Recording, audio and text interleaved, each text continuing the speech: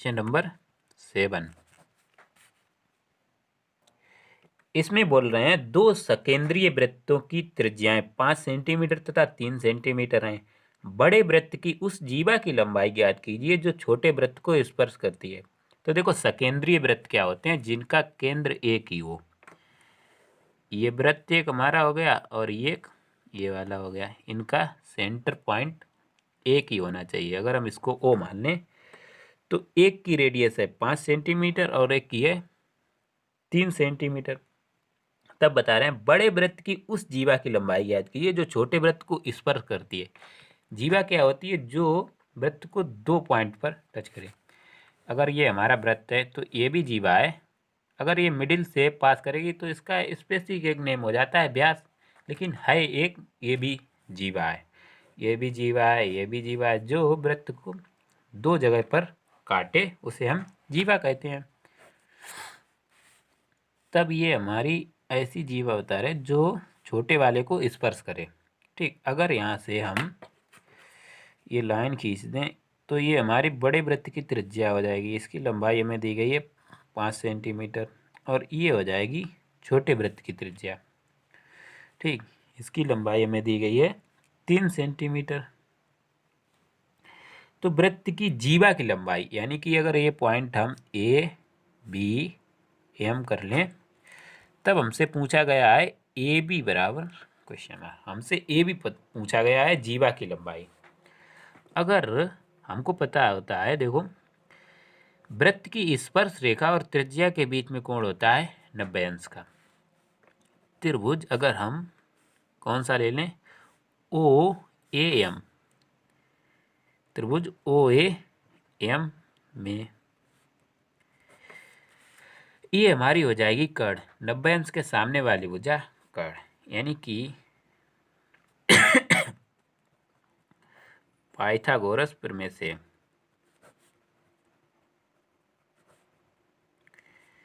क्या होती है, कर्ण का स्क्वायर बराबर आधार का स्क्वायर प्लस लंब का स्क्वायर।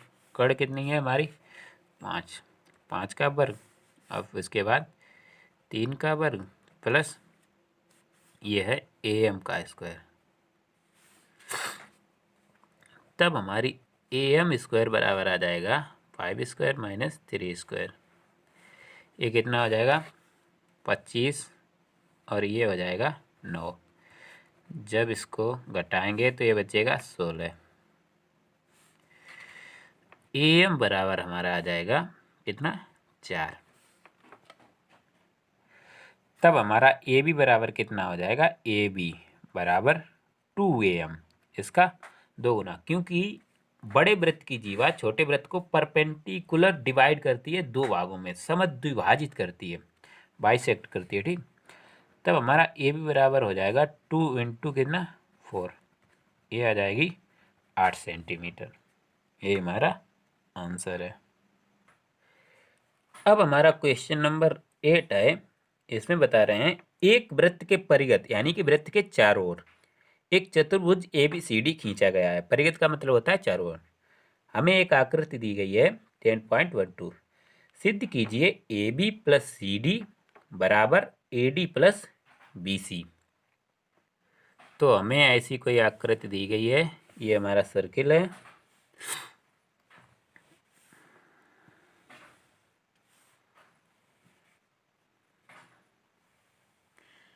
ये जो है यहाँ पर टच कर रही है, ये पॉइंट A B C और D, और ये हमारे स्पर्श बिंदु दिए गए हैं, क्या है P Q R S। हमें सिद्ध करना है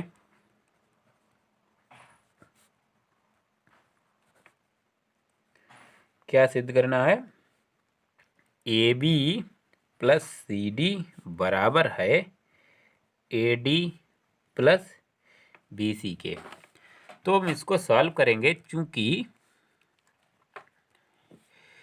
P, Q, R और S क्या है, स्पर्श बिंदु हैं, स्पर्श बिंदु हैं। तो हमें पता है स्पर्श बिंदु से हमें ये पता है किसी बाह्य बिंदु से ए बी सी डी ये हैं बाह्य बिंदु, अगर दो स्पर्श रेखाएं खींची जाती हैं तो उनकी लंबाइयां बराबर होती हैं, यानी कि क्यू सी आर सी के बराबर होगा, डी एस डी आर के बराबर होगा, ए एस ए पी के बराबर होगा और बी पी बी क्यू के बराबर होगा। तब जो है हमारा क्या होगा, ए पी ए एस के बराबर होगा, ए पी ए एस के बराबर होगा, बी पी बी क्यू के बराबर होगा, बी पी बी क्यू के बराबर होगा, सी आर सी क्यू के बराबर होगा, सी आर सी क्यू के बराबर होगा, डी आर डी एस के बराबर होगा, डी आर डी एस के बराबर होगा। अगर हम इसको फर्स्ट, इसको सेकंड, इसको थर्ड, इसको फोर्थ मान लें, तब हम लेंगे एल एच एस। हमारी एल एच एस क्या है, A B plus C D. इसको हमें प्रूव करना है A D plus B C के बराबर। तो देखो ए बी को हम क्या लिख सकते हैं, A P plus P B, A P plus P B, और सी डी को लिख सकते हैं D R plus C R, plus D R plus C R. अब हम ए पी को क्या लिख सकते हैं, ए एस। ए पी की जगह पर लिखेंगे ए एस, क्योंकि हमें ये वाली भुजाओं से इन पर आना है, इनकी वैल्यू इनके पदों में लिखनी है।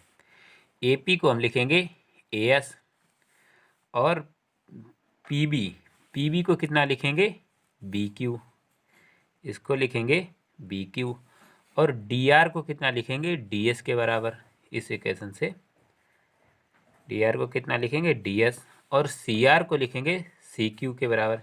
इस इक्वेशन से थर्ड वाली से सी आर को सी क्यू के बराबर।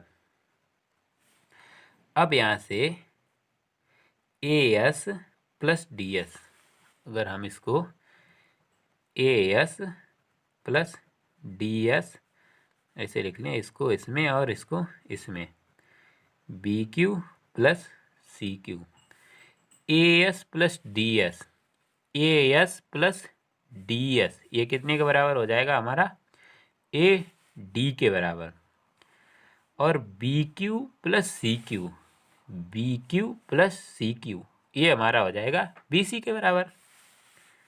कितना, बी सी के बराबर, और यही हमारी है आर एच एस। यही हमारा प्रूव हो गया।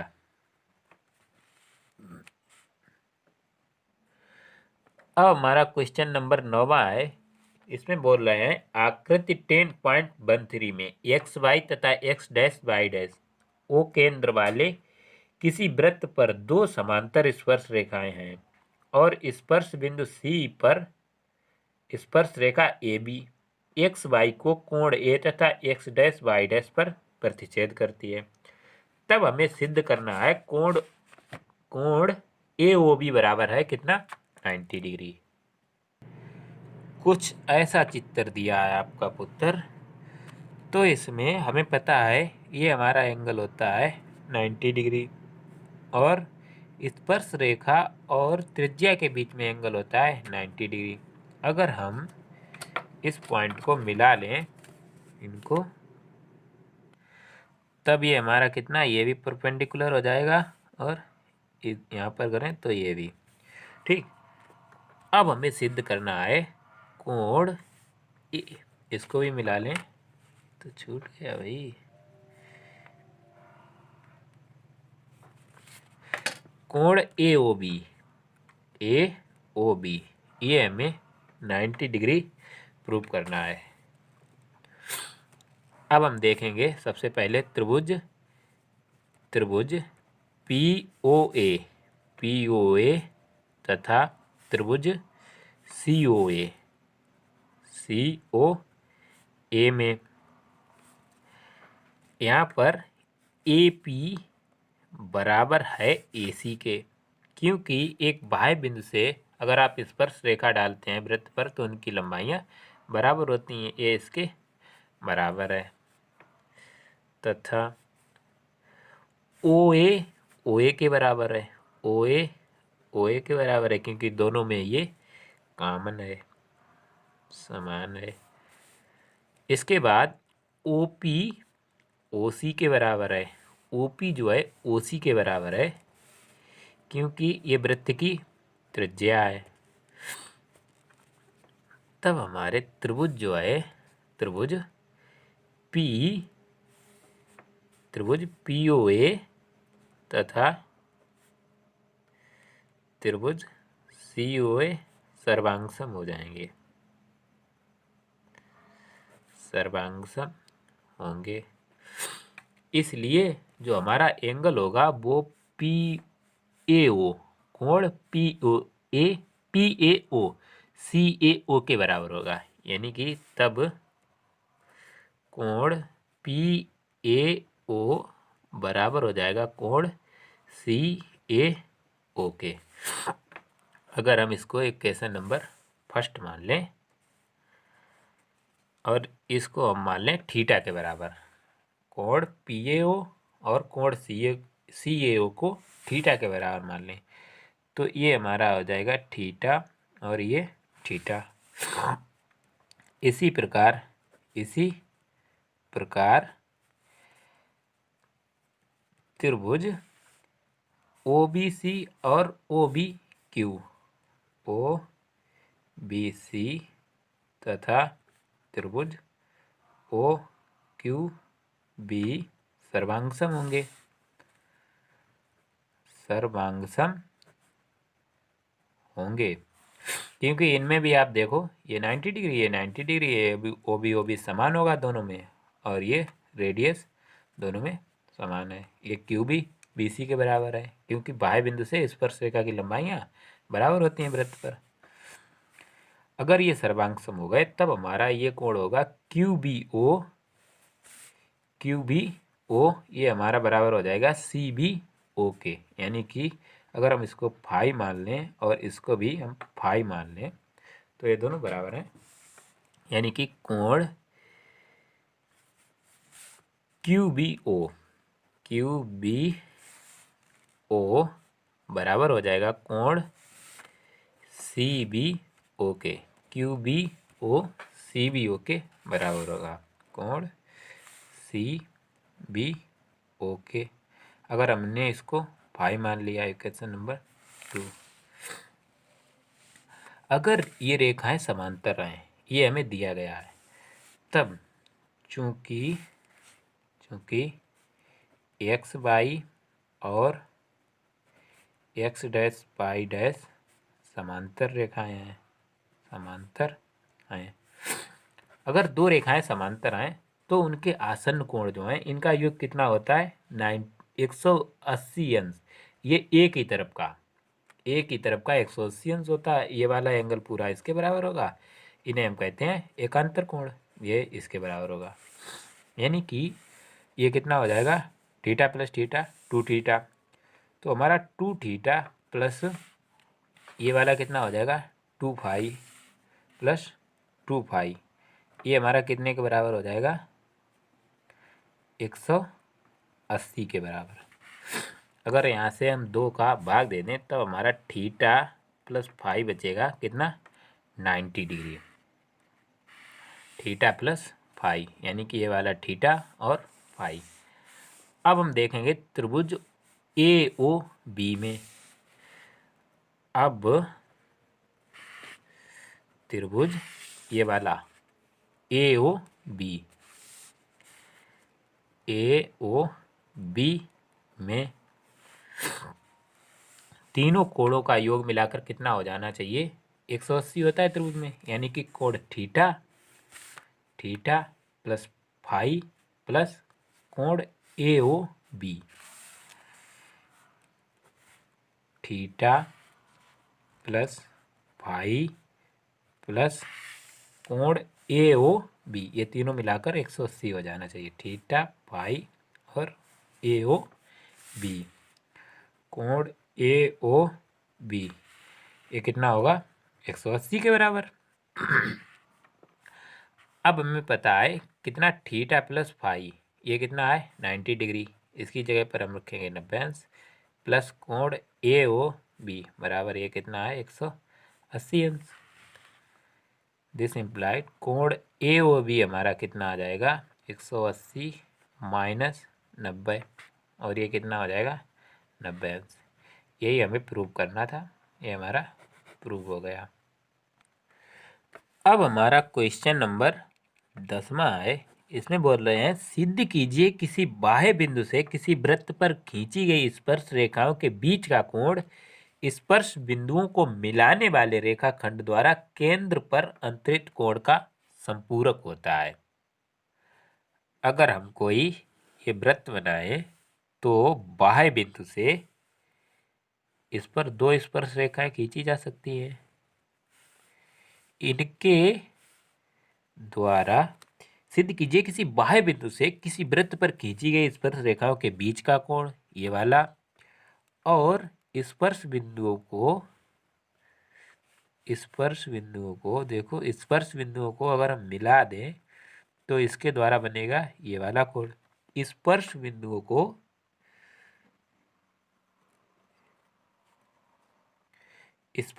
को मिलाने वाले रेखाखंड द्वारा केंद्र पर अंतरित कोण का संपूरक होता है। स्पर्श बिंदुओं को मिलाएंगे तो ये वाला कोण बनेगा, यानी कि इनका योग संपूरक का मतलब क्या होता है, दोनों का योग कितना आ जाना चाहिए 180। अगर हम इस पॉइंट को P, इसको A, इसको B, इसको O मान लें, तब हमें सिद्ध करना है कि कोण AOB प्लस कोण APB जो कोण है उसको हमें बीच में लिखना होता है, P पॉइंट को हमें बीच में लिखना है। ये कितना हो जाए 180।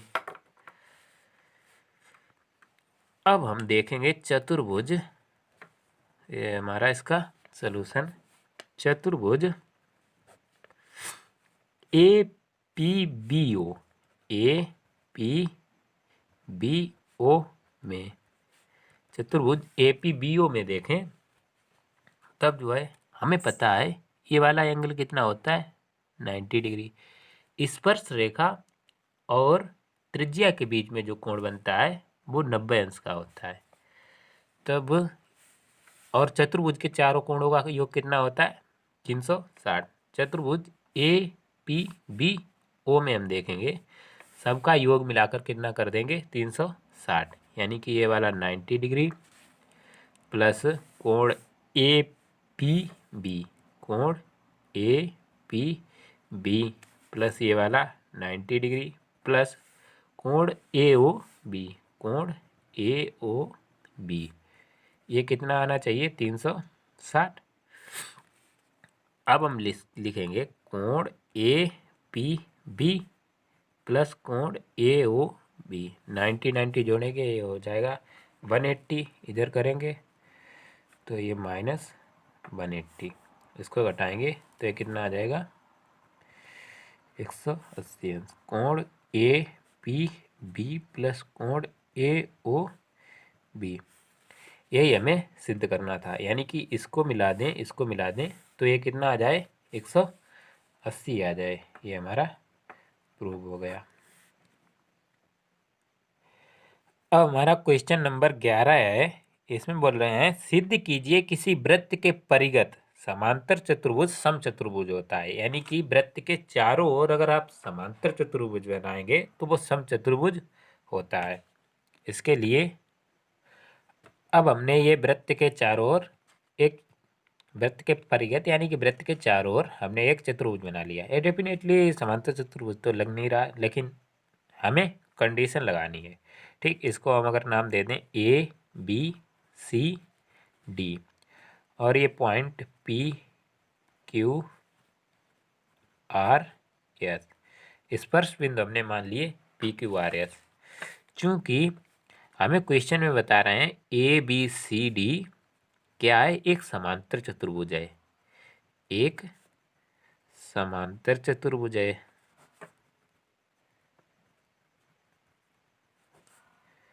अगर ये एक समांतर चतुर्भुज है तब क्या होगा, इसकी सम्मुख भुजाएं बराबर होंगी, यानी कि ए बी हमारी बराबर हो जाएगी सी डी के, ए बी सी डी के बराबर होगी, तथा बी सी बराबर होगी ए डी के, बी सी कितने के बराबर होगी, ए डी के। अगर हम इसको इक्वेशन फर्स्ट और इक्वेशन सेकंड मान लें,